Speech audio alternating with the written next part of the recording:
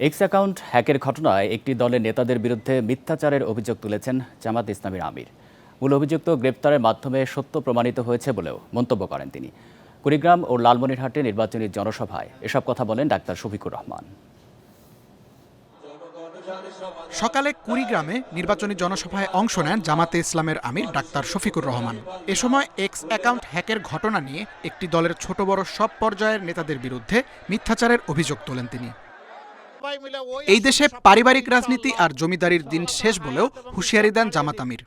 নদী শাসনের নামে পাচার হওয়া অর্থ বিদেশ থেকে ফেরত আনার প্রতিশ্রুতি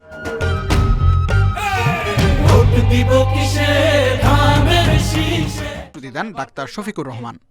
এক্স আইডি হ্যাক করে যা তা এখান থেকে চালাই দিছে, আর এমনি একটা দল ঝাঁপায়া পড়ছে, তাই রে নাই রে নাই রে বলে গান শুরু করে দিছে। লজ্জা! ওদের চুনুপুটি তো গাইল বটে, ওদের বড় বড় মাথাগুলোও একই গান গাওয়া শুরু করে দিল। মেইন কালপ্রিট যে, তাকে গতকাল পুলিশ গ্রেফতার করেছে। সত্য মেঘের আড়ালে ঢাকা থাকে না। পরে লালমনিরহাটের তিস্তা ব্যারেজে হেলিপ্যাড মাঠে আরেকটি জনসভায় যোগ দেন তিনি।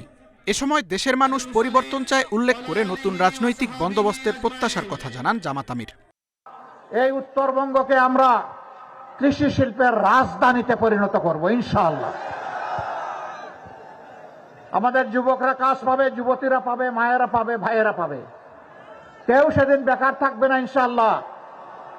যখন কৃষি বিপ্লব এখানে হবে, তখন সবাই কাজ পেয়ে যাবে। আগামীকাল নওগাঁ, চাঁপাইনবাবগঞ্জ ও নাটোরে জনসভা শেষে বরিশাল সফরে যাবেন doctor Shafiqur Rahman. Tanvir Ahmed, independent news, Dhaka.